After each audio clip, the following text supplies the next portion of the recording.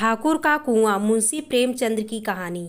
ये कहानी है दलित वर्ग के जोड़ों की, जोखू और गंगी की। जोखू कई दिन से बीमार है। जोखू अपनी पत्नी गंगी से पानी मांगता है। जोखू ने लोटा मुंह से लगाया तो पानी में सख्त बदबू आई। गंगी से बोला, यह कैसा पानी है, मारे बांस के पिया नहीं जाता, गला सूखा जा रहा है, और तू है कि सारा पानी पिलाए देती है। गंगी प्रतिदिन शाम को पानी भर लिया करती थी। कुआं दूर था, बार बार जाना मुश्किल था। कल वह पानी लाई तो उसमें बदबू बिल्कुल न थी। आज पानी में बदबू कैसी? लोटा नाक से लगाया तो सचमुच बदबू थी। जरूर कोई जानवर कुएं में गिरकर मर गया होगा, मगर दूसरा पानी आवे कहाँ से? ठाकुर के कुएं पर कौन चढ़ने देगा? दूर से लोग डांट बताएंगे। साहू का कुआं गांव के उस सिरे पर है, परंतु वहाँ भी कौन पानी भरने देगा? कोई तीसरा कुआं गांव में है नहीं। जोखू कई दिन से बीमार है।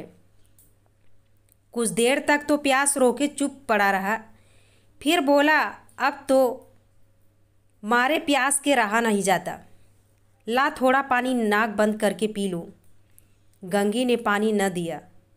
खराब पानी से बीमारी बढ़ जाएगी, इतना जानती थी, परंतु यह न जानती थी कि पानी को उबाल देने से उसकी खराबी दूर हो जाती है। बोली, यह पानी कैसे पियोगे?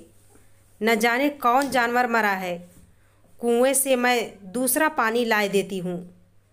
जोखू ने आश्चर्य से उसकी ओर देखा। पानी कहाँ से लाएगी? ठाकुर और साहू के दो कुएं तो हैं, क्या एक लोटा पानी भरने देंगे? हाथ पांव तुड़वाएगी क्या?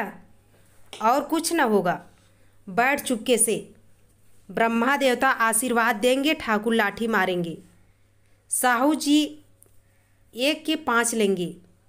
गरीबों का दर्द कौन समझता है? हम तो कंधा देना तो बड़ी बात है, ऐसे लोग कुएं से पानी भरने नहीं देते। इन शब्दों में कड़वा सत्य था। गंगी क्या जवाब देती है, किंतु उसने वह बदबूदार पानी पीने को न दिया। रात के 9 बजे थे। थके मांदे मजबूर तो सो चुके थे। ठाकुर के दरवाजे पर 10-5 बेफिक्रे जमा थे। मैदानी बहादुरी का तो अब न जमाना रहा न मौका। कानूनी बहादुरी की बातें तो हो रही थी। कितनी होशियारी से ठाकुर ने थानेदार को एक खास मुकदमे में रिश्वत दी और साफ निकल गए। कितनी अक्लमंदी से एक मार्के के मुकदमे की नकल ले आए। नाजिर और मोहतमीम सभी कहते नकल नहीं मिल सकती। कोई 50 मांगता, कोई 100।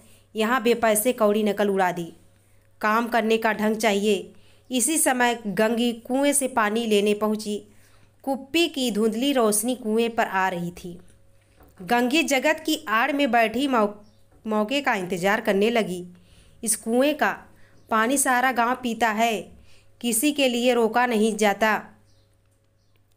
सिर्फ ये बदनसीबी नहीं भर सकते। गंगी का विद्रोही दिल रिवाज, पाबंदियों पर, मजबूरियों पर चोटें करने लगा। हम क्यों नीच हैं और ये लोग क्यों यूं ऊंच हैं? इसलिए कि ये लोग गले में तांगा डाल देते हैं। यहाँ तो जितने हैं एक से एक छंटे हैं।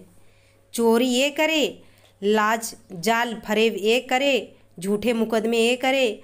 अभी इस ठाकुर ने तो उस दिन बेचारे गडेरिये की भेड़ चुरा ली थी और बाद में मार कर खा गया। इन्हीं पंडितों के घर में तो बारहों मास जुआ होता है। यही साहू जी तो घी में तेल मिलाकर बेचते हैं, काम करा लेते हैं, मजूरी देते हैं, नानी मरती है। किस किस बात में हमसे ऊंचे हैं? हम गली गली चिल्लाते नहीं कि हम ऊंचे हैं, हम ऊंचे हैं। कभी गांव में आ जाती हूँ तो रस भरी आँख से देखने लगते हैं, जैसे सबकी छाती पर सांप लौटने लगता है। परंतु घमंड यह है कि हम ऊंचे हैं। कुएं पर किसी के आने की आहट हुई। गंगी की छाती धक धक करने लगी। कहीं देख ले सो गजब हो जाए, एक लात भी तो नीचे न पड़े। उसने घड़ा और रस्सी उठा ली और झुककर चलती हुई एक वृक्ष के अंधेरे साए में जा खड़ी हुई। कब इन लोगों को दया आती है किसी पर। बेचारे महंगू को इतना मारा कि महीनों लहू थूकता रहा, इसलिए तो इसकी बेगान न थी। इस पर ये लोग ऊंचे बनते हैं। कुएं पर स्त्रियां पानी भरने आई थी। इनमें बात हो रही थी खाना खाने चले और हुक्म हुआ कि आज ताज़ा पानी भर लाओ। घड़े के लिए पैसे नहीं हैं। हम लोगों को आराम से बैठे देखकर जैसे मर्दों को जलन होती है। हाँ, यह तो न हुआ कि कलसिया पानी उठाकर भर लाते, बस हुक्म चला दिया कि ताज़ा पानी लाओ। जैसे हम लौंडिया ही तो हैं, लौंडिया नहीं तो और क्या हो तुम। रोटी कपड़ा नहीं पाती, 10-5 रुपए भी छीन झपट कर ले लेती हो।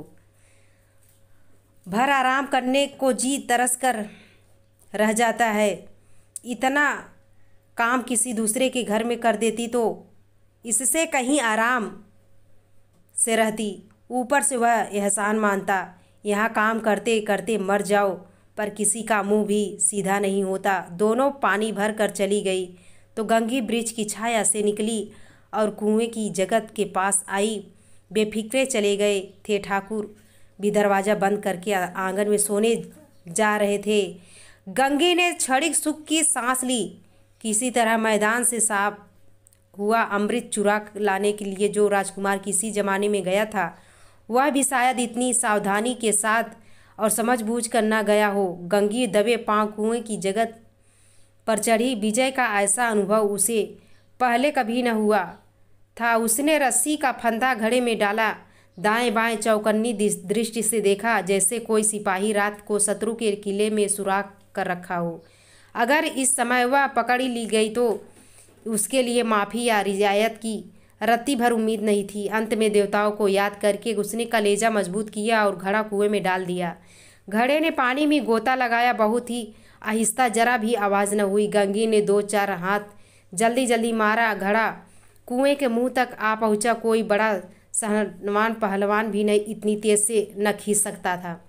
गंगी झुकी के घड़े को पकड़कर जगत पर रखे। एकाएक ठाकुर साहब का दरवाज़ा खुल गया। शेर का मुंह इससे अधिक भयानक न होगा। गंगी ने हाथ से रस्सी छूट गई। रस्सी के साथ घड़ा धड़ाम से पानी में गिरा और कई क्षण तक पानी में हिलकोरे की आवाज़ें सुनाई देती रही। ठाकुर कौन है, कौन है? ठाकुर बोलने लगा, कौन है, कौन है, पुकारते हुए कुएं की तरफ आ रहे थे। और गंगी जगत से कूद कर भागी जा रही थी। घर पहुंचकर देखा कि जोखू लोटा मुंह से लगाए वहीं मैला गंदा पानी पी रहा था। ठाकुर का कुआं कहानी का उद्देश्य यह है कि हमारे समाज में व्याप्त जाति प्रथा की सबसे घृणित परंपरा छुआछूत के कारण तिरस्कार, अपमान और मानवीय अधिकारों से वंचित जीवन जी रहे अछूतों की सामाजिक और आर्थिक स्थिति को बयां किया है। तो दोस्तों, आपको कहानी कैसी लगी कमेंट करके ज़रूर बताइएगा। वीडियो को पूरा देखने के लिए बहुत बहुत धन्यवाद। कहानी पसंद आई हो तो वीडियो को लाइक शेयर करें और चैनल को सब्सक्राइब करें। धन्यवाद।